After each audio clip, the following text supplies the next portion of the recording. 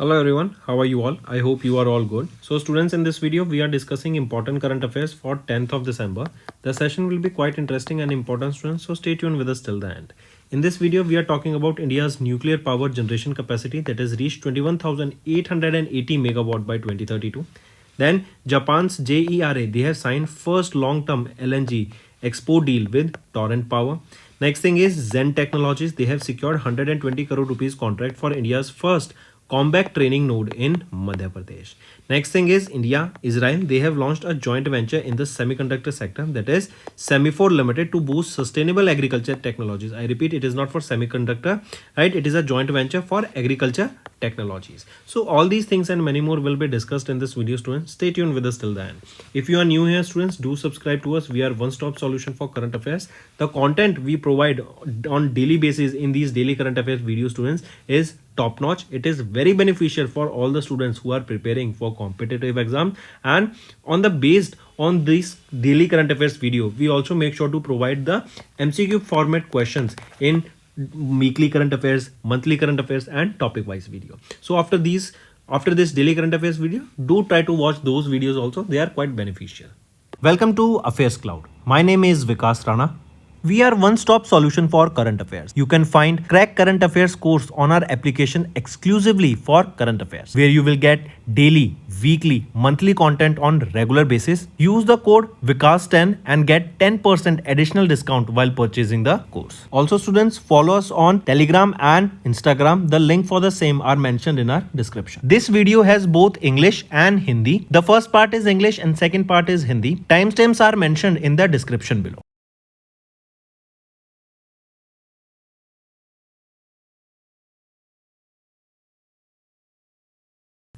Let's start with national affairs, students. India's nuclear power generation capacity has reached 21,880 megawatt by 2032.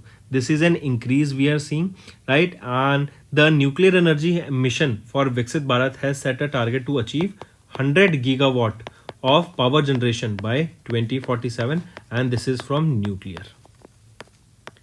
Right? Take a note of this. Correct? So nuclear energy mission, they are targeting 100 gigawatt by 2047, right? This is 21,880 megawatt. So this comes out to be almost 21.88 gigawatt.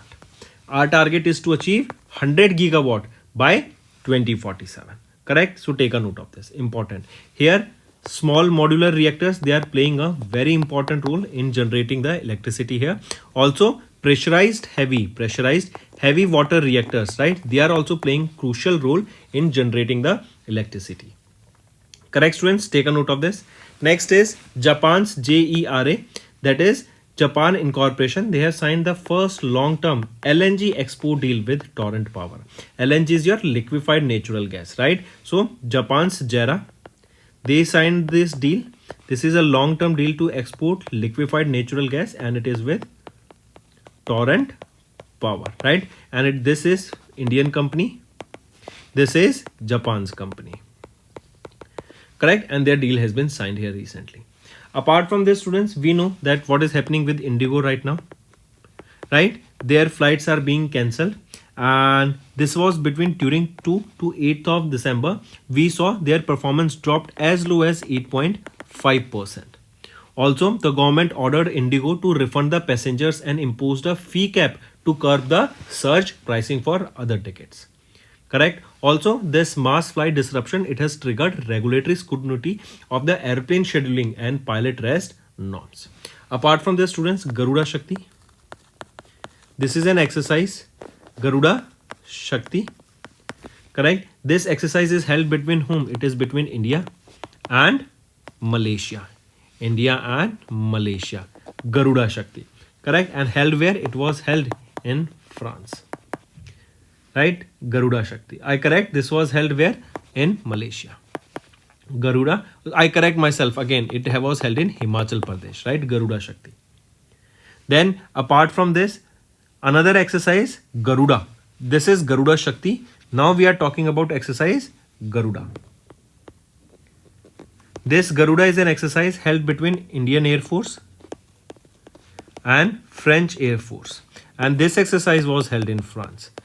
I correct now. Garuda held in France and Garuda Shakti held in Himachal Pradesh. Moving on, students. Next is Zen Technologies. They have secured 120 crore rupees contract for India's first combat training node in Madhya Pradesh. I repeat, Zen Technologies, that is Indian Defence Training Solution Company. They have secured 120 crore rupees contract from the Ministry of Defence to set up India's first combat training node. It will be at the infantry school in Madhya Pradesh. Right, students? So this is a 120 crore rupees contract to set up India's first combat training node. This will be at the infantry school in Madhya Pradesh. This combat training node, this will be basically a fully integrated simulation based training ecosystem with 60 plus simulators that will be built here. Right, students? Next, remember, there is a joint Earth observation mission by the name NISAR. This is between NASA and ISRO, and it is NASA ISRO Synthetic Aperture Radar. This is being now in full operation now. Right, take a note of this. Apart from this, students, if I ask you which country will be hosting the 20th session of the UNESCO Intangible Cultural Heritage. 20th session of the UNESCO Intangible Cultural Heritage. So this will be hosted by our country, India. Important, students. Another the question that I need you all to take a note of this. Right. Then here you see India and Israel, they together launched a joint venture by the name Semaphore Limited, and this is to boost the sustainable agriculture technologies. See, students, you need to understand what is happening around the world is we are now in the phase of artificial intelligence, machine learning. We are in the phase of unmanned aerial vehicles, that are your drones, right? So what these are doing is they are enhancing the agriculture output. They are helping the agriculture sector to grow. They are providing with various technologies. Even the satellite data is contributing a lot in providing the better information to the farmers.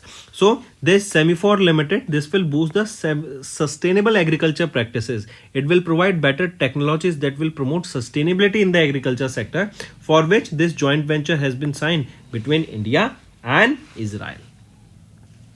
Next students. Next, we are talking about recently it was 5 products from Tamil Nadu that got the GI tag. Now UP is on the first position with the maximum number of GI tags, and then it is Tamil Nadu on the second position with the maximum number of GI tags. Correct, students? Next, then one more exercise, remember, exercise Trishul. This exercise, this is a tri-service exercise, Trishul, right? And it is a tri-service exercise. That means Indian Army, Indian Navy and Indian Air Force, they together conduct this exercise. Next is DOT. They have mandated SIM binding. They have mandated SIM binding for messaging applications to reduce the digital frauds. Right. So Department of Telecommunication, they have issued a major mobile application. They have issued direction, right, to major mobile applications such as WhatsApp, Telegram, Signal, Snapchat, ShareChat, GeoChat, Josh, Aratai, right? They have said that they need to enforce mandatory SIM binding and periodic logout for web sessions under the Telecom Cyber Security Amendment. See, students, 2 things I need you here to understand is, first is, let's take an example of WhatsApp. What happens is you are logged in a certain phone in your WhatsApp, and you are also logged in your WhatsApp, in your web browser in your laptop, right? You can easily start you can go to their website or WhatsApp web on your computer, and you can mirror your WhatsApp chats there, right?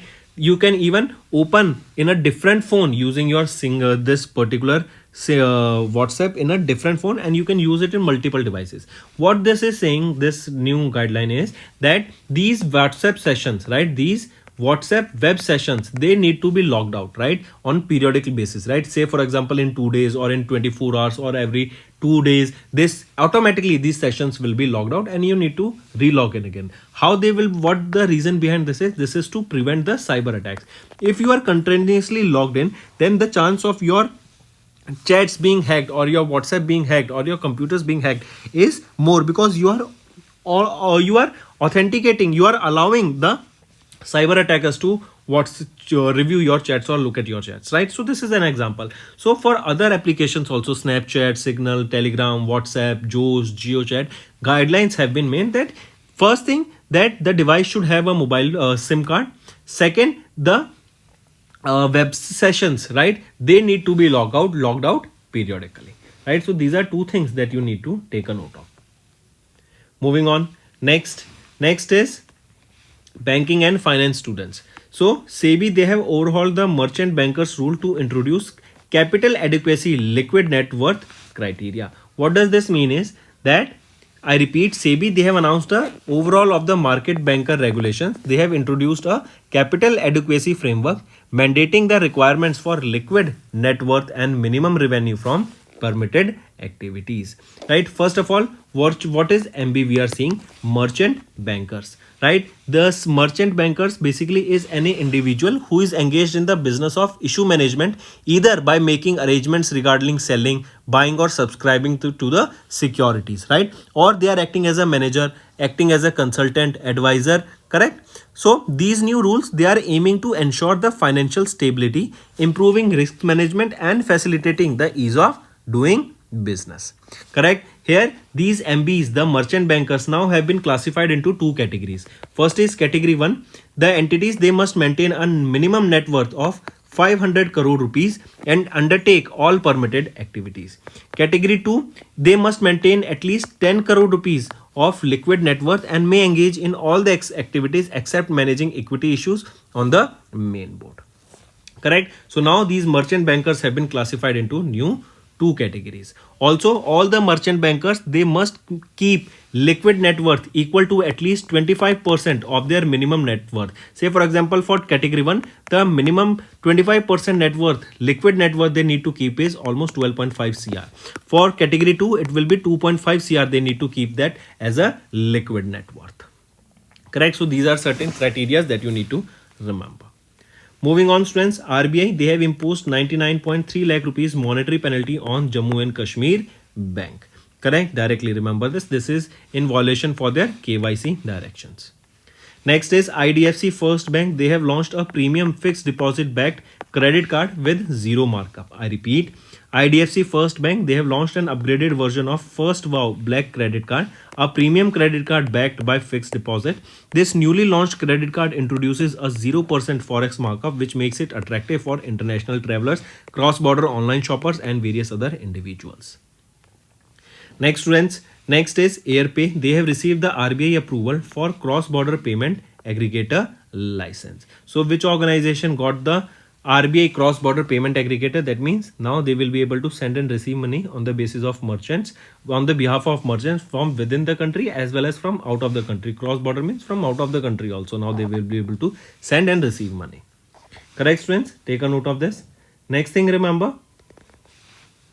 Next question, if I ask you, who is the Chief Election Commissioner of India? So Ganesh Kumar. Then which state became the first state to implement the UCC? In 2024, it was Uttarakhand, that you need to remember, right? The next, remember, which constitutional amendment bill was introduced in the Lok Sabha? It was 130th constitutional amendment bill, correct? Then which landmark defense modernization initiative was launched by the Indian government on 15th of August? So it was Mission Sudarshan Chakra, right? And this Mission Sudarshan Chakra was to modernize the defense systems, including cyber warfare capabilities with indigenous production. Next is economy and business. Bharti Airtel, they have partnered with Google to launch RCS messaging in India. I repeat, it is Bharti Airtel. They partnered with which organization? Google, right, to launch rich communication service messaging, that is RCS messaging, on their network in India, that offers the service under a commercial model of 0.11 per message with 80 to 20% revenue sharing arrangement between Airtel and Google. Next is TASL, that is Tata Advanced Systems Limited. They have partnered with Lockheed Martin to set up C-130J MRO hub in Bengaluru, Karnataka. What is this? MRO, maintenance, repair and overhaul facility, right? So for this aircraft C-130J, this maintenance, repair and overhaul facility has been set up in Bengaluru, Karnataka. By whom? By which organization? By Tata Advanced Systems Limited. Correct, students?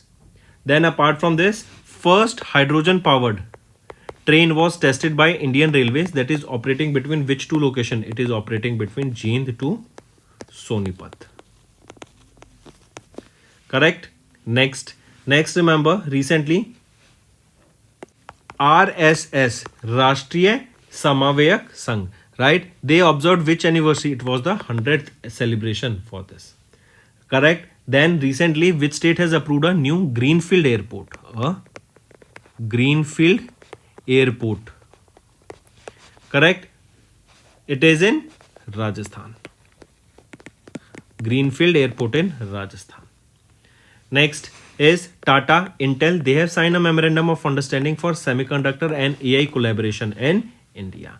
Correct. That means for semiconductors and AI. Correct. Which is the two organizations that are coming? It is Tata and Intel. Correct. Here manufacturing facility will also be established in Guwahati, Assam. Right. Also in Dholera, a fabrication unit. We know that Tata Advanced Systems Limited, they have set up in Dholera a semiconductor manufacturing fabrication plant that is in Dholera, Gujarat. Right, students. Then next question, if I ask you, which is the ministry that launched the Maitri 1 initiative? So this Maitri 1 initiative was launched by the Ministry of Environment, Forest and Climate Change. Right. Then Disha Abhiyan. Disha Abhiyan. Which state has launched this Disha Abhiyan to provide quality education for the students with intellectual disabilities? So this Disha Abhiyan was launched by Maharashtra state. Next, students, awards and recognition. YouTube's Indian origin CEO Neil Mohan named the Time 2025 CEO of the year. I repeat, Chief Executive Year of the Year. So the CEO, Chief Executive Officer of YouTube India, has been named as the CEO of the year. This is for recognizing his role in shaping the global digital consumption through YouTube. Correct. Then here, who is the 2025 entertainer of the year? Leonardo DiCaprio, right? The famous actor, Hollywood actor. And this award, CEO of the year, was announced by Times Magazine. Next is Anant Ambani. As you can see him in the picture, he has received the Global Humanitarian Award for Animal Welfare. I repeat, we also know, if you remember, Anant Ambani, he set up Vantara. That is a wildlife conservation center. Correct. And here he became the youngest ever and the first Asian recipient of this global honor, that is the Global Humanitarian Award for Animal Welfare. Correct. This award is given by whom? Global Humane Society. Right. They gave this award to Anant Ambani. Moving on, students. Apart from this, if I ask you, tell me recently, then tell me which became the first state to launch a fully digital unified citizen service platform. Unified citizen service platform. It is Karnataka. It is Karnataka. Next, Indian Army's Colonel Pratik Roy has received the Geddes Gavel Award in Australia. Right, this Geddes Gavel Award is after completing the Defence Strategies and Study course at the Australia Defence College in Australia. This recognition reflects the growing strength of India-Australia strategic relationship. Right, then another important question is, students, tell me India's first AI-based drought early warning center. India's first AI drought early warning system. Right, this has been set up where? It has been set up in Hyderabad. It has been set up in Hyderabad. Correct. Then which city is hosted the Digital Bharat Expo? Which city hosted the Digital Bharat Expo? Which is that city that hosted this? It is Bengaluru. Karnataka hosted this Digital Bharat Expo. Next is related to sports, students. India has claimed 6 medals at the ISSF World Cup 2025 finals that was held in Doha, Qatar. So our country India, right, we have secured here six medal at the ISSF World Cup final, held where in Doha, Qatar. This was held from 4th to 9th of December, right? And as you can see the medal tally here, China secured the first position with 9 medals, India second, and USA third. Next students, important days: International Day of Commemoration and Dignity of Victims of the Crime of Genocide and of the Prevention of this crime, observed on 9th of December.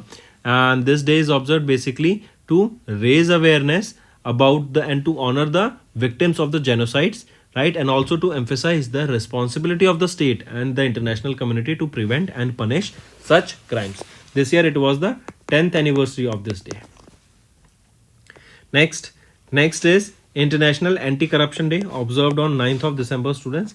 This day is observed basically to raise awareness on the impact of corruption on governance and development and public trust. There is a theme here: uniting youth or uniting with youth against corruption, shaping tomorrow's integrity. This is the theme here that I want you all to remember.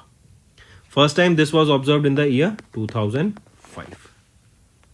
Next, students, these were your important current affairs. Now if I ask you Samarth 2.0, this is targeting which sector? It is targeting the textile sector, right? Then if we talk about Global Innovation Index, what is the rank of India? India in the Global Innovation Index stands at 40th position, right? Then India's first Green Shipping Port Index, India's first Green Shipping Port Index, right? It was launched where? It was launched in Mumbai. And India became the world's largest milk producer, and we have surpassed whom? We have surpassed EU, and India is the largest milk producer. Who is the milkman of India? Verghese Kurien.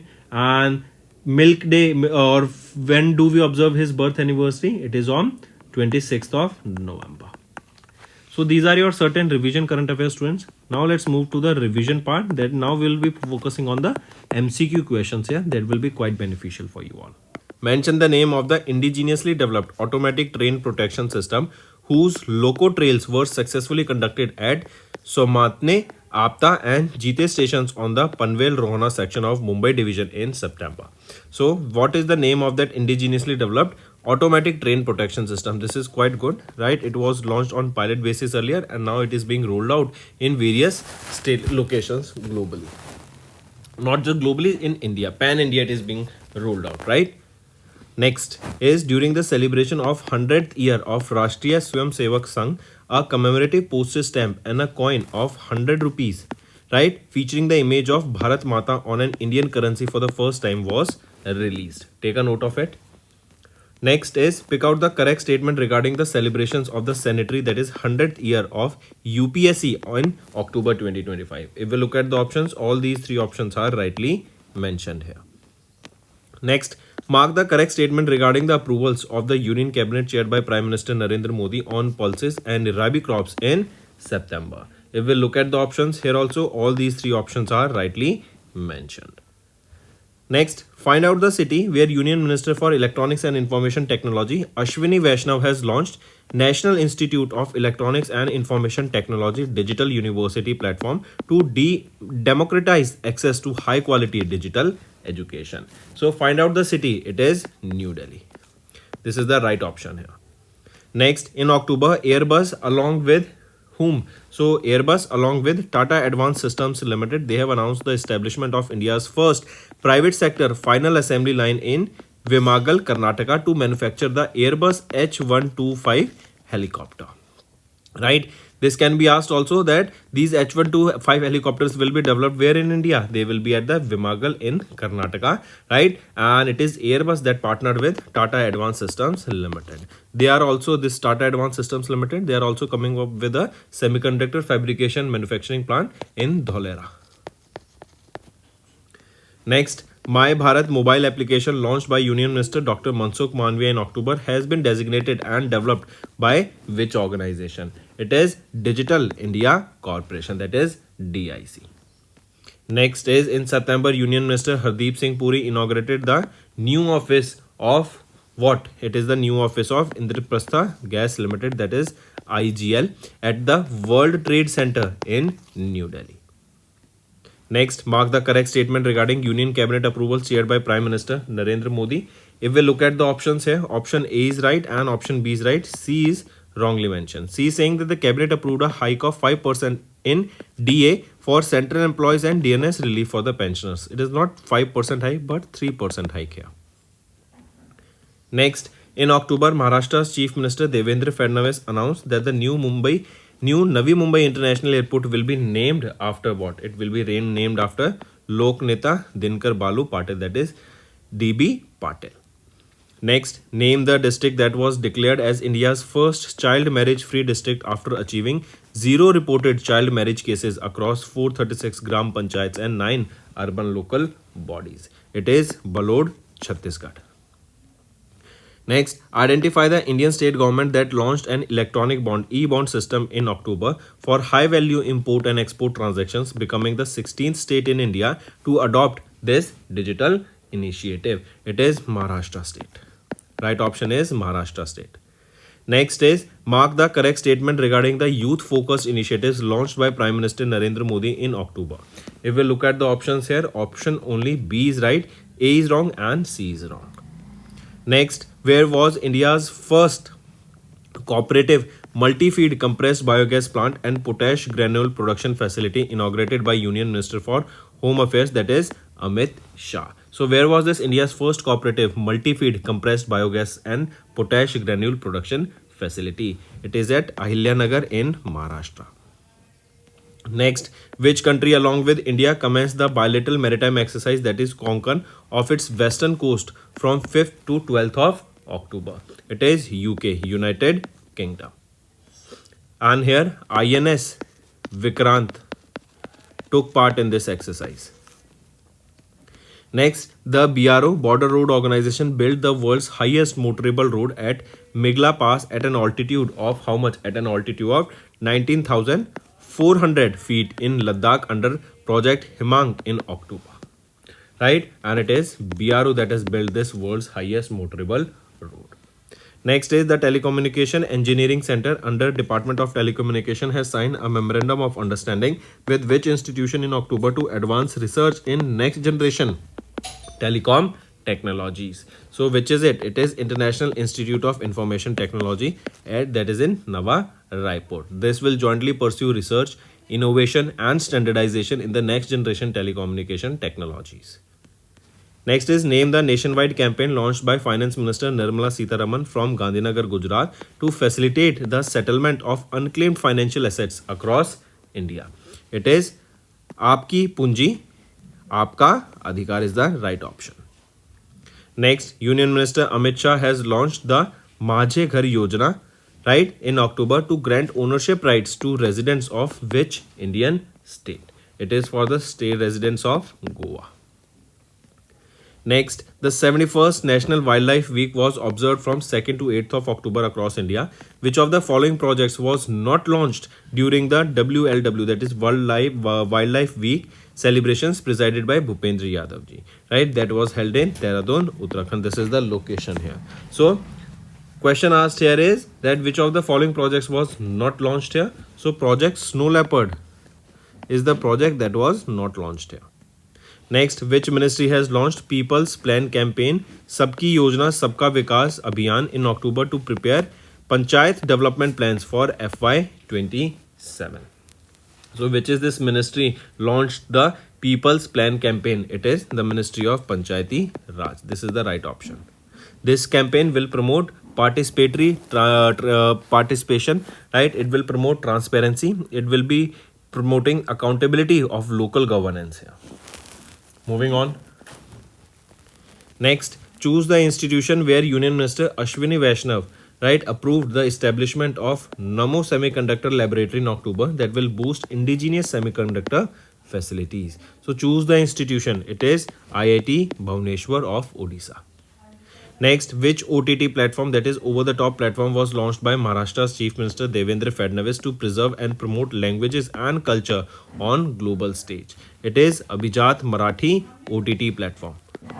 Next, Next is, which of the following statement is incorrect regarding the four major railway multi-tracking projects worth 24,634 crore rupees approved by Cabinet Committee on Economic Affairs in October?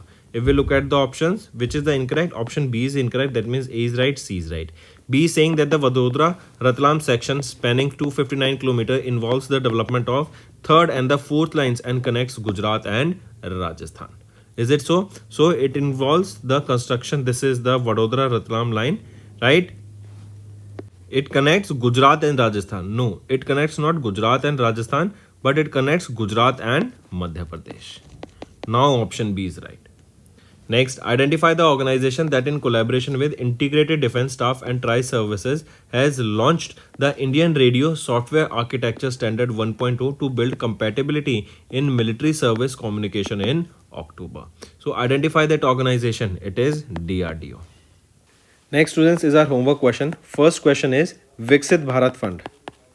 Viksit Bharat Fund. This fund was launched with an initial corpus of how much amount?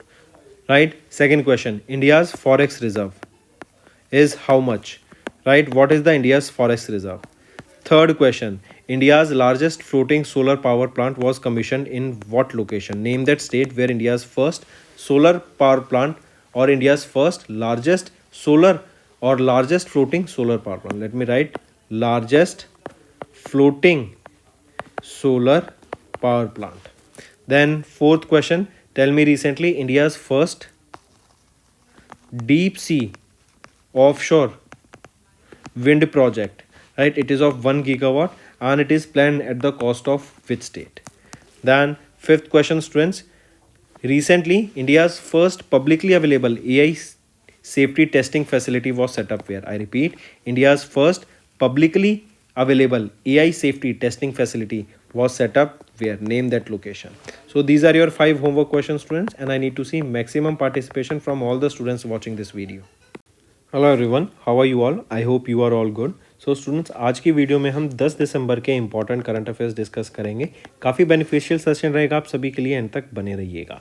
आज की video में हम बात करेंगे India की nuclear power generation capacity के बारे में, देन जापान के जेरा एंड इंडिया के टॉरेंट पावर, इनके द्वारा एक long term LNG liquefied natural gas की एक डील साइन हुई है, उसको डिस्कस करेंगे.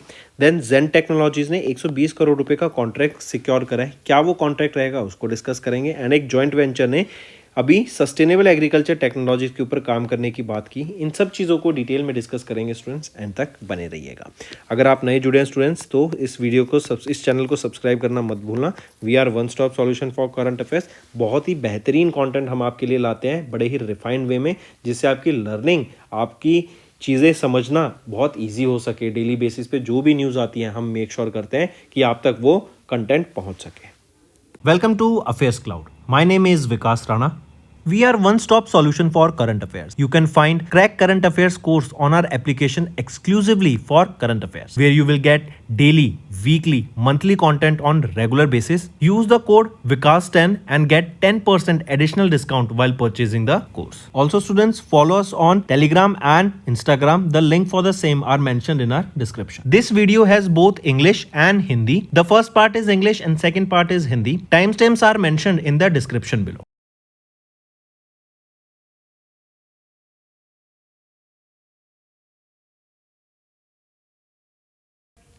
आज की वीडियो में नेशनल अफेयर्स से रिलेटेड हम कंटेंट डिस्कस करेंगे स्टूडेंट्स. सबसे पहले हम बात कर रहे हैं इंडिया के न्यूक्लियर पावर जनरेशन कैपेसिटी की, जो कि 21,880 मेगावाट पहुंच गई है 2032 में. टारगेट क्या है? हम 100 गीगावाट तक पहुंच सकें बाय 2030. अगर इसकी हम बात करें, ये है 21.88 गीगावाट, राइट. 21.88 गीगावाट हम पहुंच चुके हैं. एंड 2030 तक 100 गीगावाट तक पहुंचने की बात करते हैं हम न्यूक्लियर एनर्जी जनरेशन में. देखो, एक चीज़ और याद रखेंगे, इंडिया का जो ये न्यूक्लियर जनरेशन में सबसे ज़्यादा एक समर्थन मिल रहा है, वो कहाँ से मिल रहा है? भारत स्मॉल मॉड्यूलर रिएक्टर से मिल रहा है, राइट. इसी के अलावा प्रेशराइज्ड हैवी वाटर रिएक्टर्स, ये बहुत कंट्रीब्यूट कर रहे हैं यहाँ पे, राइट, इलेक्ट्रिसिटी को जनरेट करने में. चलिए नेक्स्ट पे आते हैं स्टूडेंट्स. इसी के अलावा नए आर्मी चीफ कौन बने थे अभी 2025 में? Lieutenant general Upendra Dwivedi. India की पहली अंडर वाटर मेट्रो कहाँ पर है? कोलकाता, वेस्ट बंगाल में. And Kolkata he most safest city है इंडिया की. ठीक है, मार्क करेंगे इसको स्टूडेंट्स. इसी के अलावा अभी पूछा जाए अब अगस्त के महीने में 2025 में कौन सा अमेंडमेंट बिल आया था, तो 130वां अमेंडमेंट बिल हमें देखने को मिला था। फिर इसी के अलावा अगस्त में ही 15 अगस्त को एक मिशन लॉन्च किया गया था, वो था मिशन सुदर्शन चक्र, जो क्या था कि इंडिया के डिफेंस सिस्टम को मॉडर्नाइज करने का काम किया जाएगा। फिर इसी के अलावा याद रखेंगे अभी रिसेंटली पहली हाइड्रोजन पावर्ड ट्रेन को टेस्ट किया गया था। कहाँ से कहाँ तक ये ट्रेन थी, ये आपकी जींद से लेके सोनीपत तक थी। नेक्स्ट पे आते हैं। नेक्स्ट है जापान की कंपनी जेरा एंड इंडिया की टोरेंट पावर, इनके द्वारा एक लॉन्ग टर्म डील साइन हुई है for LNG export, liquefied natural gas को एक्सपोर्ट किया जाएगा एंड ये डील साइन की गई है। 10 साल का ये कॉन्ट्रैक्ट रहेगा, राइट, 10 साल स्टार्टिंग फ्रॉम 2027 ऑनवर्ड्स। चलिए फिर एक और चीज़, आरएसएस राष्ट्रीय समावेश संघ, इनके 100 साल पूरे हो गए। इसी के अलावा नेक्स्ट स्टूडेंट्स, जेन टेक्नोलॉजीज, इन्होंने 120 करोड़ रुपए का भी कॉन्ट्रैक्ट सिक्योर किया है इंडियन आर्मी के पहले कॉम्बैट ट्रेनिंग नोड के लिए, जो कि मध्य प्रदेश में इस्टेब्लिश किया जाएगा। यहाँ पे सिमुलेशन सेटअप किए जाएंगे जहाँ पे लोगों को राइट फोर्सेस में जो भी आर्मी पर्सनल्स होंगे, जो भी कैडेट्स होंगे, उनको यहाँ पे ट्रेनिंग प्रोवाइड की जाएगी। 60+ सिमुलेटर्स यहाँ पे देखने को मिलेंगे, ठीक है। एंड यूएवीज के लिए भी यहाँ पे ट्रेन किया जाएगा उनको ऑपरेट करने के लिए। इसी के अलावा याद रखेंगे इंडिया का पहला ग्रीनफील्ड एयरपोर्ट डेवलप्ड कहाँ होगा, राजस्थान में होगा, पहला ग्रीनफील्ड एयरपोर्ट, राइट। फिर इसी के अलावा मैत्री वन इनिशिएटिव, ये ministry of environment, forest and climate change के द्वारा लॉन्च किया गया, राइट। इसी के अलावा अभी देखेंगे कि हमने देखा है, देन इसी के अलावा याद रखेंगे अभी रिसेंटली किस स्टेट के द्वारा अनाउंस किया गया अक्टूबर के महीने में कि वीमेन ओनली इंडस्ट्रियल पार्क यहाँ पे इस्टेब्लिश किया जाएगा, तो महाराष्ट्र के द्वारा ये अनाउंसमेंट की गई थी। Then national digital agriculture mission 2.0, right, ये प्रमोट करेगा किसको, प्रिसीजन फार्मिंग को एंड एग्रीकल्चर डाटा प्लेटफॉर्म्स को, राइट। देन किस मेट्रो सिटी ने भी लॉन्च किया इंडिया का पहला underground multi level electric bus depot को, तो दिल्ली के द्वारा ये लॉन्च किया गया है, multi level underground electric bus depot. तो यहाँ पे देख रहे हैं इंडिया एंड इजराइल, इनके द्वारा एक जॉइंट वेंचर लॉन्च किया गया सेमीफोर लिमिटेड, जो बूस्ट करेगा सस्टेनेबल एग्रीकल्चर टेक्नोलॉजीज को। स्टूडेंट्स देखो, एआई का ज़माना है, मशीन लर्निंग का ज़माना है, ड्रोन्स यूएवीज का ज़माना है, सैटेलाइट्स का ज़माना है, तो इन सब का यूज़ करके क्यों ना एग्रीकल्चर सेक्टर को और बेटर किया जा सके, इसीलिए ये जॉइंट वेंचर हमें देखने को मिलेगा, करेक्ट। इसमें हम न्यू टेक्नोलॉजीज़ को यूज़ करेंगे ताकि जो हमारी प्रोडक्शन आ रही है, जो हमारी एग्रीकल्चर आउटपुट है, वो बेटर हो सके, as well as sustainable technologies के ऊपर काम किया जा सके। नेक्स्ट आ जाते हैं। फिर इसी के अलावा स्टूडेंट्स याद रखेंगे, अगर पूछा जाए किस स्टेट ने डिसाइड किया नवंबर के महीने में ताकि they will form their own border security force like for state borders, तो वेस्ट बंगाल के द्वारा डिसाइड किया गया कि जैसे बीआर होती है वैसी अपनी ये स्टेट के लिए अपनी एक बॉर्डर ऑर्गेनाइजेशन सिक्योरिटी फोर्स की तरह सेटअप करेंगे, राइट। देन अगर मैं बात करूँ ह्यूमन डेवलपमेंट इंडेक्स, राइट, इसमें इंडिया को मीडियम रखा गया, India was categorise as medium in human development index. वहीं पे इंडिया की rank climate change performance index में, क्लाइमेट चेंज परफॉर्मेंस इंडेक्स में क्या रही, तो इंडिया टॉप 10 में रहा यहाँ पे, राइट, इस बैंड में रहा। Next DOT, department of telecommunication, अभी इन्होंने मैंडेट किए 2 चीज़ें। पहली है SIM binding for messaging applications, ताकि डिजिटल फ्रॉड्स को रिड्यूस किया जा सके, मतलब जिस एप्लीकेशन में आप यूज़ कर रहे हैं उसमें आपका सिम कार्ड होना चाहिए इन एप्लीकेशंस का, जैसे व्हाट्सएप हो गया, राइट, टेलीग्राम हो गया, तो आपके फ़ोन में एप्लीकेशन में वो सिम होना चाहिए आपके फ़ोन में, उस डिवाइस में। स्नैपचैट, शेयर चैट, जियो चैट, जोश, अराताई, राइट, इनमें आप जिस डिवाइस में इनको यूज़ कर रहे हैं उसमें फ़ोन सिम होना चाहिए। पहली चीज़ ये आई। दूसरी चीज़ क्या आई कि कई बार क्या होता है, आप अपने लैपटॉप्स में, राइट, कंप्यूटर्स में व्हाट्सएप वेब ऑन कर लेते हैं, फॉर एग्जांपल व्हाट्सएप का ले चलें तो व्हाट्सएप वेब का फीचर यूज़ कर लेते हैं, तो ऐसे केसेस में सेशंस काफ़ी टाइम तक ये खुले रहते हैं। तो सरकार के द्वारा बोला गया कि एक डिफाइंड पीरियड ऑफ टाइम के बाद ये जो व्हाट्सएप सेशंस होते हैं, राइट, जो आपने कनेक्ट किया व्हाट्सएप को लैपटॉप में या कंप्यूटर में, वो ऑटोमेटिकली क्लोज हो जाने चाहिए, ताकि जो डिजिटल फ्रॉड्स है, साइबर अटैक्स है, उससे बचा जा सके। नेक्स्ट नेक्स्ट आ जाते हैं स्टूडेंट्स बैंकिंग एंड फाइनेंस पे। सेबी ने ओवरऑल किया मर्चेंट बैंकर्स रूल को एंड इंट्रोड्यूस किया capital adequacy liquid net worth criteria. देखो सबसे पहले मर्चेंट बैंकर्स ये होते कौन है? मर्चेंट बैंकर्स होते हैं ये वो इंडिविजुअल्स होते हैं जो एंगेज होते हैं business of issue management either by making arrangements regarding selling buying या सब्सक्राइबिंग टू सिक्योरिटीज, राइट, या फिर ये मैनेजर्स कंसल्टेंट्स एडवाइजर्स ये एक्ट करते हैं, करेक्ट। तो यहाँ पे मर्चेंट बैंकर्स के लिए ये या फिर पॉलिसीज आई गई हैं जहाँ पे इन्होंने मर्चेंट बैंकर्स को दो कैटेगरीज में डिवाइड कर दिया है, कैटेगरी 1 एंड कैटेगरी 2। कैटेगरी 1 कौन रहेंगे? कैटेगरी 1 वो मर्चेंट्स हैं, राइट, जिनका यहाँ पे मिनिमम नेटवर्थ उनको मेंटेन करना पड़ रखेगा कि वो अंडरटेक कर सके किसी भी परमिटेड एक्टिविटी में, वो है 50 करोड़ रुपीज़। कैटेगरी 2 में आ जाते हैं 10 करोड़ रुपीज़ मिनिमम नेटवर्थ। वहीं पे इनके द्वारा बोला गया एसएबी के द्वारा कि इनको लिक्विड नेटवर्थ भी मेंटेन करना पड़ेगा, लिक्विड एसेट्स भी मेंटेन करने पड़ेंगे। अगर वो कैटेगरी 1 है तो 25% अपना नेटवर्थ का मेंटेन करना पड़ेगा, मतलब 12.5 करोड़ रुपए लिक्विड नेटवर्थ के तौर पे, एंड कैटेगरी 2 को 2.5 करोड़ रुपए लिक्विड नेटवर्थ के तौर पे यहाँ पे मेंटेन करना पड़ेगा, राइट। नेक्स्ट आ जाते हैं आरबीआई ने इम्पोज किया 99.3 लाख रुपीज़ की monetary penalty on Jammu and Kashmir bank. तो इन पे 99.3 लाख रुपए की पेनल्टी इम्पोज की गई due to KYC directions, right. KYC इनकी जो हुई थी उसमें दिक्कत आई, इन्होंने जिस तरीके से केवाईसी की वो गलत तरीके से हुई, इसलिए इनको यहाँ पे ये इम्पोज किया गया। नेक्स्ट आ जाते हैं आईडीएफसी फर्स्ट बैंक, इन्होंने लॉन्च किया premium fix deposit bank credit card को विद जीरो मार्कअप।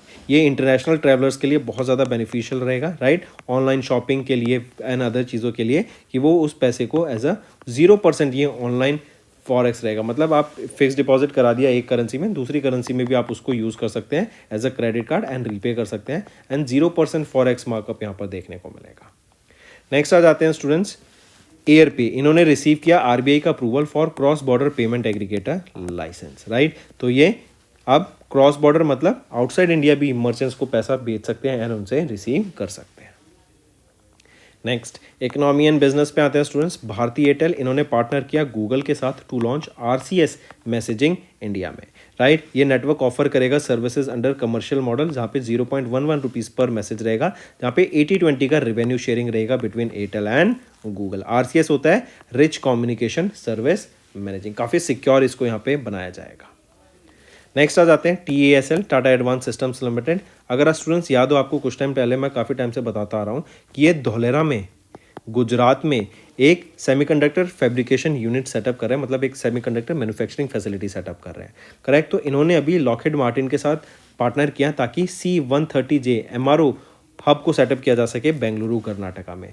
ये क्या है? ये एक एयरक्राफ्ट है। MRO क्या है? Maintenance repair and overhaul.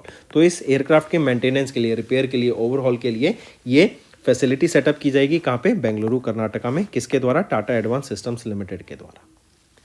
Moving on, फिर टाटा इंटेल इन्होंने एक MOU साइन किया सेमीकंडक्टर एंड AI कोलैबोरेशन के लिए इंडिया में। अभी मैंने बताया था Tata advance systems limited Dholera में सेमीकंडक्टर के ऊपर काम कर रहे हैं, मैन्युफैक्चरिंग फैसिलिटी सेटअप कर रहे हैं। तो फिर देख सकते हैं आप यहाँ पे कि टाटा ने इंटेल के साथ पार्टनर किया ताकि सेमीकंडक्टर एंड AI के ऊपर काम किया जा सके इंडिया में, इस सेक्टर को ग्रो किया जा सके एंड मार्केट को कैप्चर किया जा सके।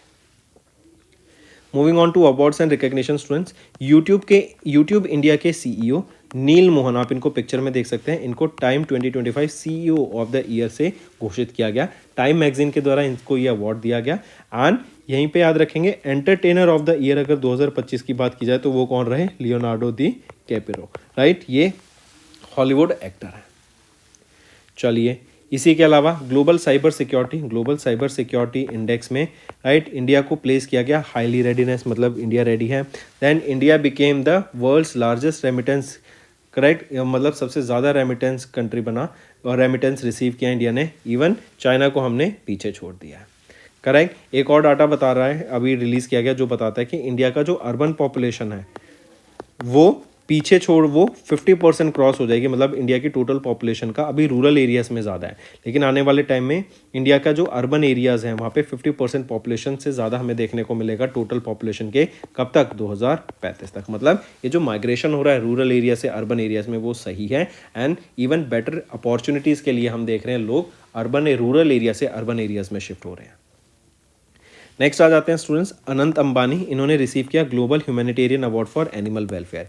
इनके द्वारा वंतारा को इस्टेब्लिश किया गया था स्टूडेंट्स गुजरात में, जो कि एक एनिमल वेलफेयर रेस्क्यू सेंटर है, राइट। कंजर्व किया जाता है लोगों बच्चों, कंजर्व किया जाता है यहाँ पे एनिमल्स को, राइट, प्रोटेक्ट किया जाता है, उनको फेड किया जाता है, उनका ध्यान रखा जाता है, करेक्ट। तो इसीलिए इनको ये ग्लोबल ह्यूमैनिटेरियन अवार्ड से सम्मानित किया गया for animal welfare. Washington DC में इनको इस अवार्ड से सम्मानित किया गया and global humane society, right, global humane society के द्वारा इस अवार्ड से सम्मानित किया गया। नेक्स्ट आ जाते हैं इंडियन आर्मी के कर्नल प्रतीक रॉय, इन्होंने रिसीव किया गैडेस केवल अवार्ड को ऑस्ट्रेलिया में, राइट। ये रिकॉग्निशन रिफ्लेक्ट करता है the growing strength of India and Australia strategic relation को, राइट। एंड इनको अवार्ड से सम्मानित किया गया after completing the defence strategic and study course at the Australian defence college in Australia. फिर आ जाते हैं स्पोर्ट्स के ऊपर स्टूडेंट्स, इंडिया ने क्लेम किए 6 medals at the ISSF world cup final, जो कि दोहा कतर में हमें देखने को मिला। ये इवेंट कहाँ पे हुआ था? दोहा कतर में। International shooting sports federation world cup था। यहाँ पे चाइना ने मेडल टैली में टॉप किया है, इंडिया सेकंड पोजीशन पे आ जाता है एंड USA थर्ड पोजीशन पे। Let me show you the data, China first, second India, third USA and ये रिस्पेक्टिव मेडल टैली रहेंगी। फिर आते हैं स्टूडेंट्स इसके बाद इंपॉर्टेंट डेज पे, international day of the commemoration and dignity of the victims of the crime of genocide and the prevention of this crime 9 दिसंबर को ऑब्जर्व किया जाता है। ये डे ऑब्जर्व किया जाता है बेसिकली जो विक्टिम्स रहे हैं यहाँ पे जेनोसाइड के, उनके बारे में अवेयरनेस क्रिएट कराने के लिए एंड इंटरनेशनल कम्युनिटी का सपोर्ट प्रोवाइड कराने के लिए उनको, एंड जो भी क्रिमिनल्स हैं उनको यहाँ पे पनिश किया जा सके, correct. Take a note of this. इसके बाद आ जाते हैं students international anti corruption day 9 दिसंबर को ऑब्जर्व करते हैं। करप्शन के बारे में अवेयरनेस क्रिएट कराने के लिए डे ऑब्जर्व किया जाता है, जो कि गवर्नेंस में, डेवलपमेंट में, पब्लिक ट्रस्ट में, हर जगह में देखने को मिलती है। दिस इज अ थीम है, uniting the youth against corruption, shaping tomorrow's integrity. ये थीम मार्क करके चलेंगे, पूछे जाने के पूरे चांसेस रहेंगे एग्जाम में। पहली बार इस डे को 2005 में ऑब्जर्व किया गया। तो दोस्तों ये थे हमारे आज के इंपॉर्टेंट करंट अफेयर्स। अब आ जाते हैं रिवीजन पार्ट पे स्टूडेंट्स, जो आपके लर्निंग में काफ़ी बेनिफिशियल रहेगा, ठीक है। एक और चीज़ स्टूडेंट्स, अभी एक tri service theatre command pilot project को ऑपरेशनलाइज किया गया था, जिसका हेडक्वार्टर कोची में रहेगा। देन गरुड़ा 8th, ये कहाँ पर हमें देखने को मिली? गरुड़ा 8th एक्सरसाइज फ्रांस में देखने को मिली। ये exercise Indian air force and France air force के बीच में एक्सरसाइज रहेगी, ठीक है। फिर इसी के अलावा याद रखेंगे, अभी रिसेंटली कौन है वो इंडियन क्रिकेटर जिन्होंने 13,000 ODI रन्स को क्रॉस कर लिया है? वो है Virat Kohli, correct. Then India ने अभी रिसेंटली फिनिश किया किस पोजीशन में at the Asian athletics championship medal tally में? तो इंडिया थर्ड पोजीशन पे रहा यहाँ पे मेडल टैली में। Then men's hockey Asia cup, right, silver medal यहाँ पे जीता गया किसके द्वारा? हमारे इंडिया के द्वारा, मेंस हॉकी एशिया कप, ठीक है। फिर अगर IPL की बात करें, पुराना क्वेश्चन आ जाए तो IPL किन्होंने जीता था? सनराइजर हैदराबाद के द्वारा जीता गया था। वीमेंस कबड्डी वर्ल्ड कप किसके द्वारा होस्ट किया गया था? हमारे इंडिया के द्वारा होस्ट किया गया था। तो दोस्तों ये थे हमारे आज के इंपॉर्टेंट करंट अफेयर्स। अब आ जाते हैं रिवीजन पार्ट पे। MCQ फॉर्मेट में ये रिवीजन रहेगी, बहुत ही बेनिफिशियल रहेगी आप सभी के लिए, तो एंड तक बने रहिएगा। नेक्स्ट आ जाते हैं मेंशन द कंपनी जिन्होंने पार्टनर किया with ICC in August to enhance fan engagement in women's cricket. तो मेंशन दैट कंपनी कौन सी है? वो है Google. Take a note of this. Even Google की बात करें तो गूगल एशिया का लार्जेस्ट डाटा सेंटर इस्टेब्लिश कर रही है विशाखापट्टनम आंध्र प्रदेश में in partnership with Airtel and Adani. $1 billion की इन्वेस्टमेंट यहाँ पे देखने को हमें मिलेगी। मूविंग ऑन, फिर आ जाते हैं किस कंट्री ने टॉप किया medal tally in the 16th Asian shooting championship held in August in Kazakhstan. तो किस कंट्री ने यहाँ पे टॉप किया मेडल टैली में? तो इंडिया के द्वारा यहाँ पे मेडल टैली में टॉप किया गया। Take a note of this, important question है। 16वां एशियन शूटिंग चैंपियनशिप ये रहेगा। यहाँ पे इंडिया के टोटल 99 मेडल्स रहेंगे, जिसमें से 50 गोल्ड है, 26 सिल्वर है एंड 23 ब्रॉन्ज है। नेक्स्ट पे आते हैं, कहाँ पर पिकल बॉल वर्ल्ड कप 2025 हुआ? राइट, जहाँ पे इंडिया पहली बार पार्टिसिपेट करेगा इस इवेंट में, इनॉग्रल एडिशन रहेगा, या फिर हम बोले पहली बार पार्टिसिपेट किया जाएगा इंडिया की टीम के द्वारा in this pickle ball world cup. तो ये कहाँ पर किया जा रहा है, कहाँ पे हो रहा है ये? तो ये फ्लोरिडा USA में हमें पिकल बॉल वर्ल्ड कप देखने को मिलेगा। नेक्स्ट पे आ जाते हैं students, who won the 35th edition of the Dutch grand Prix, जो कि नीदरलैंड में हुई। तो ऑस्कर पिएस्ट्री के द्वारा यहाँ पे 35वां edition of Dutch grand prix का जीता गया। नेक्स्ट, इनकरेक्ट स्टेटमेंट बताओ regarding the 29th edition of the BWF world championship held in Paris France. अगर यहाँ पे हम देखें तो ऑप्शन बी बिल्कुल सही रहेगा, मीन्स ए बी हमारा सही आंसर है क्योंकि ये गलत है, राइट, एंड ए सही है, सी सही है, B is wrong which is our answer, क्योंकि हमें इनकरेक्ट बताना है। बी कह रहा है कि शेन यूफी फ्रॉम चाइना इन्होंने वीमेन सिंगल टाइटल जीता, तो नहीं, किनके द्वारा जीता गया, अकाने यामागुची, अकाने यामागुची के द्वारा, राइट, जो कि जापान से हैं, ये वीमेन सिंगल टाइटल जीता गया। मूविंग ऑन, फिर आ जाते हैं किस कंट्री ने टॉप किया मेडल टैली को of the 25th Commonwealth weight lifting championship जो कि अहमदाबाद गुजरात में हुआ। तो किस कंट्री ने टॉप किया यहाँ पे मेडल टैली में, हमारे इंडिया के द्वारा मेडल टैली में टॉप किया गया। फिर आ जाते हैं mention the name of the Indian cricketer जिन्होंने सितंबर में अनाउंस की अपनी retirement from international cricket concluding an illustrious career that spend over more than 2 decades। तो अमित मिश्रा, राइट, इन्होंने अभी रिटायरमेंट ले लिया है। इसके बाद आ जाते हैं identify the name of the mascot of the 11th Asian aquatics championship unveiled by union minister Mansukh Mandaviya. तो कौन है, जलवीर वो मैस्कॉट का नाम रहेगा। फिर आ जाते हैं उस कंट्री का नाम बताओ जिन्होंने 12वां एडिशन जीता of the men's hockey Asia cup title by defeating South Korea by 4-1 in the finals in Rajgir sports complex in Bihar. तो मेंशन दैट कंट्री, क्या नाम रहेगा उस कंट्री का, वो है इंडिया। नेक्स्ट फिर आ जाते हैं किन्होंने F1 इटालियन ग्रैंड पिक्स को जीता अभी रिसेंटली। तो F1 इटालियन ग्रैंड पिक्स जीता गया by Max Verstappen, right, take a note of this. Next आ जाते हैं फिर 28वां इंटरनेशनल टेबल टेनिस फेडरेशन का एशियन टेबल टेनिस यूनियन का Asian table tennis team championship, ये अभी कहाँ पर हमें देखने को मिला इंडिया में, तो ये भुवनेश्वर ओडिशा में ये हमारा इवेंट हुआ था। इसके बाद आ जाते हैं स्टूडेंट्स नेक्स्ट पे, इंडिया होस्ट करेगा फर्स्ट एवर डैश, क्या फर्स्ट एवर क्या रहेगा, 5150 ट्रायलथॉन को चेन्नई तमिलनाडु में, एंड ये पहली बार इंडिया होस्ट कर रहा है। अगर यहीं पे हम देखें तो तमिलनाडु स्टेट गवर्नमेंट के द्वारा 3 करोड़ रुपए यहाँ पे अलोकेट किए गए हैं इसके लिए, एंड ये 3rd एशियन नेशन है जो इसको होस्ट कर रहे हैं and 6th world wide. Next आ जाते हैं किस कंट्री ने अभी जीता 2nd edition of the central Asian football association nation cup को, जो कि बाइनियल मेंस फुटबॉल चैंपियनशिप है इन सेंट्रल एशिया, करेक्ट। तो किसके द्वारा जीता गया, उज्बेकिस्तान के द्वारा इसको यहाँ पे जीता गया। उज्बेकिस्तान ने ईरान को फाइनल में हरा दिया बाय 1-0। नेक्स्ट आ जाते हैं आइडेंटिफाई द स्पोर्ट्स अकेडमी जिन्होंने अर्न किया एक prestigious affiliation with the Asian hockey federation with the support of international hockey federation. तो आइडेंटिफाई करो स्पोर्ट्स अकेडमी को, वो है राजकीय sports academy. Next mention the country जिन्होंने टॉप किया in the medal tally at the 2025 world boxing championship जो कि लिवरपूल इंग्लैंड में हुई। तो मेंशन दैट कंट्री, वो है कजाकिस्तान। नेक्स्ट पे आते हैं किस कंट्री ने डिफीट किया इंडिया को in the finals to win the 11th women's hockey Asia cup held in Hangzhou China.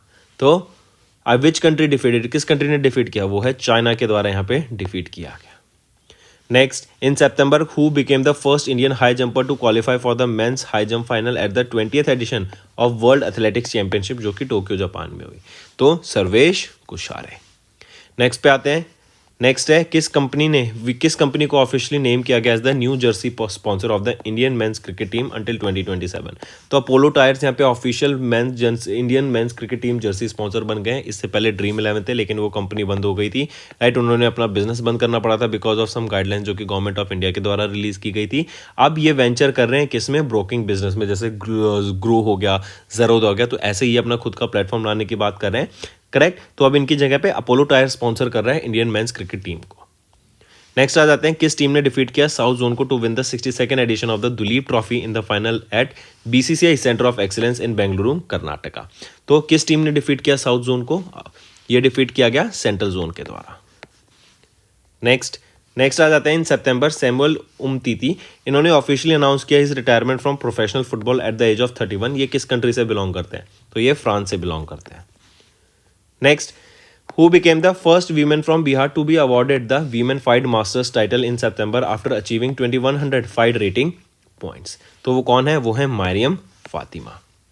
Next पे आ जाते हैं which of the following countries did not come in the top of the medal tally of 20th edition of the world athletics championship जो कि Japan में हुई। तो top में कौन था, इजराइल यहाँ पे टॉप पे नहीं आया।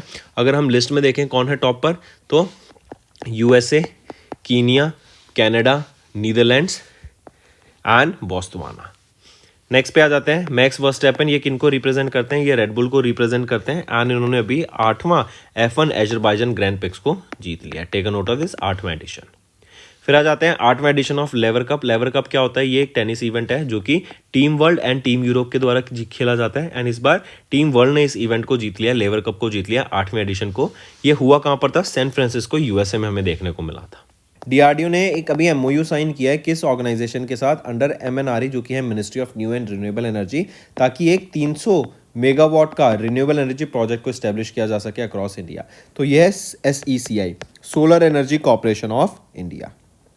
नेक्स्ट, आइडेंटिफाई करो उन यूनिवर्सिटीज़ को जिन्होंने एक एमओयू साइन किया डॉक्टर अंबेडकर फाउंडेशन के साथ, ताकि डॉक्टर अंबेडकर चेयर्स को स्टैब्लिश किया जा सके।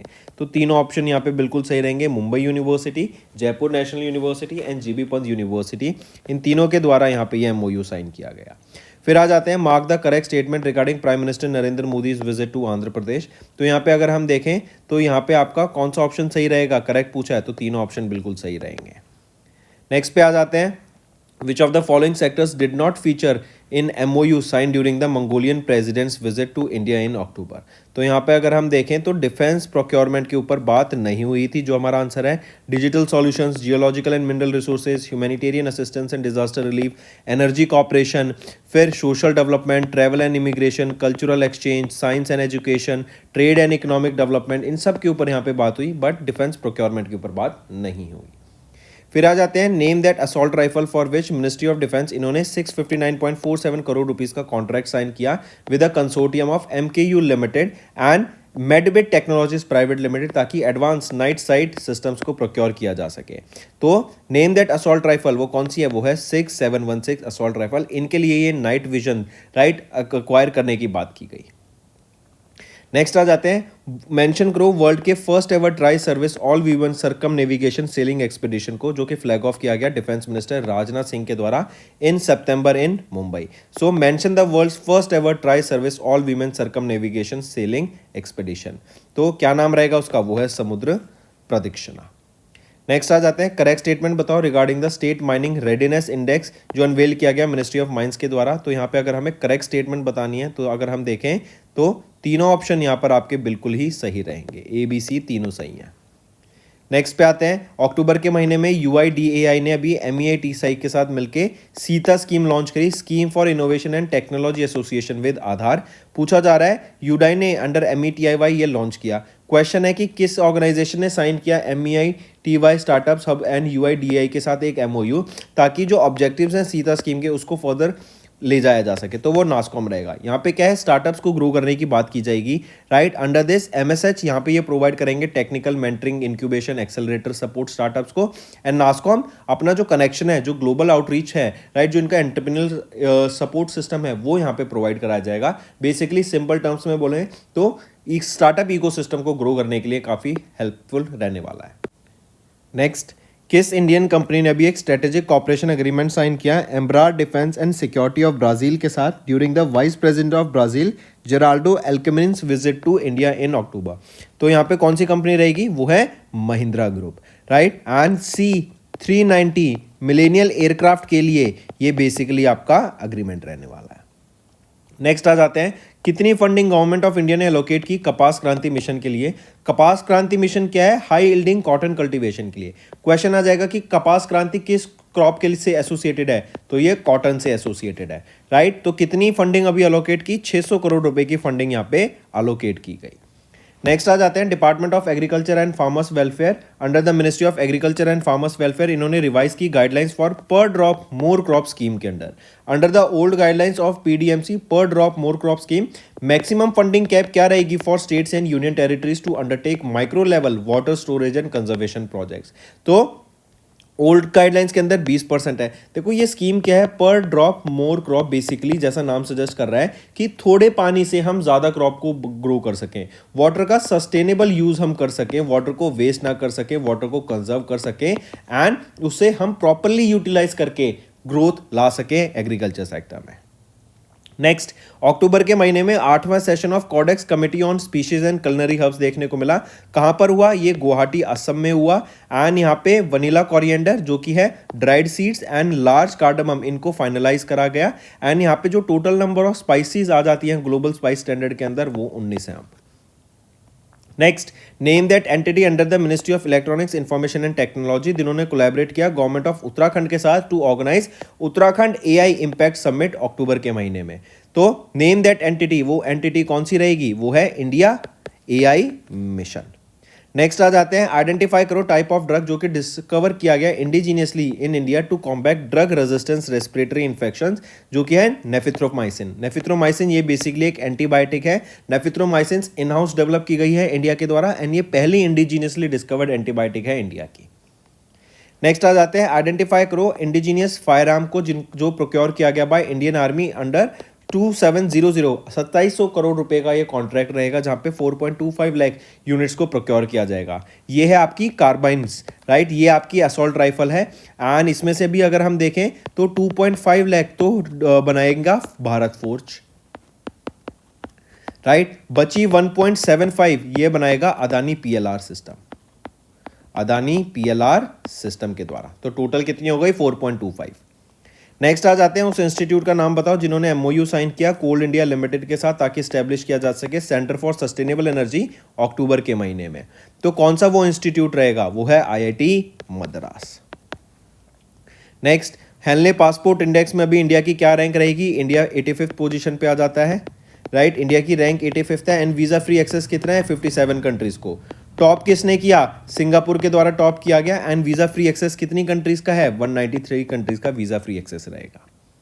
नेक्स्ट आ जाते हैं, करेक्ट स्टेटमेंट बतानी है regarding IUCN world conservation Congress जो अबू धाबी UAE में हुई।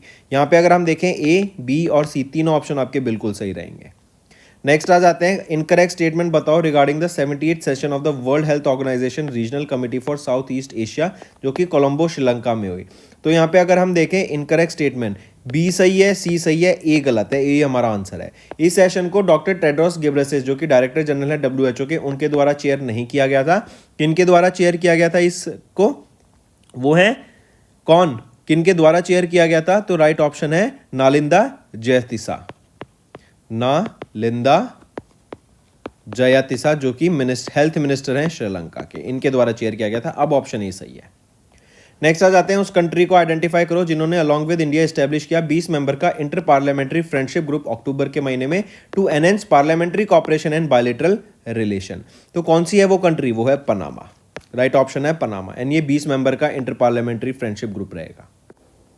नेक्स्ट पे आते हैं, आइडेंटिफाई द UN ऑर्गेनाइजेशन जिन्होंने रिलीज की एक report high risk forest report जो कि बताती है कि 391 million hectares of tropical forest eight a high risk of deforestation.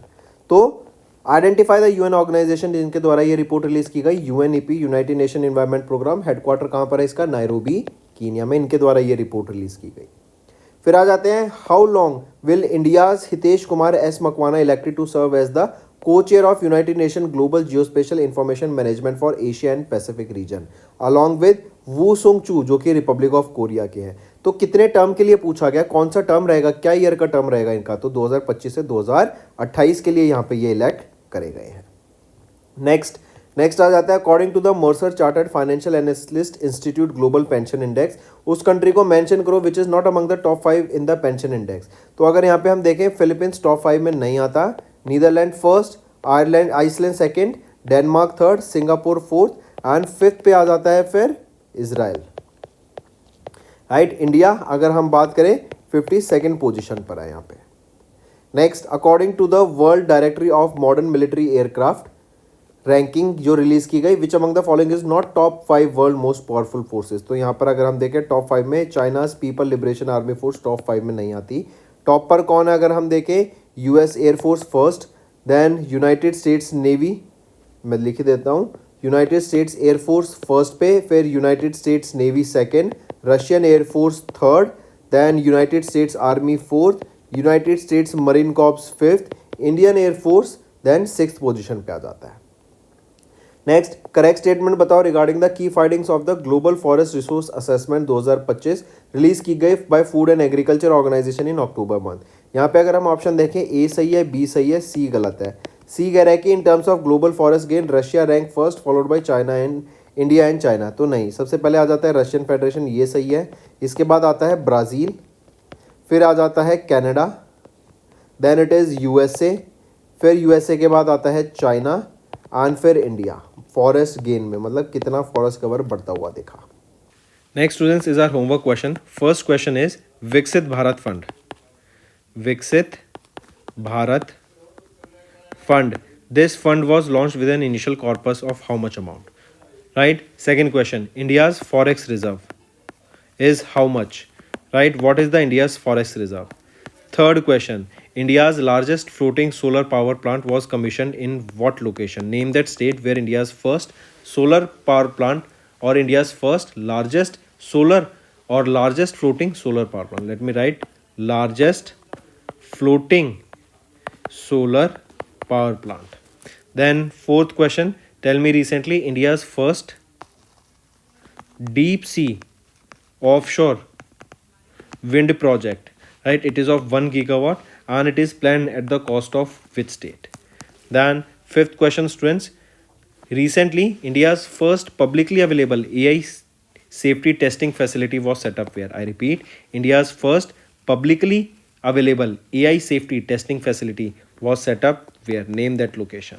So these are your 5 homework questions, students, and I need to see maximum participation from all the students watching this video.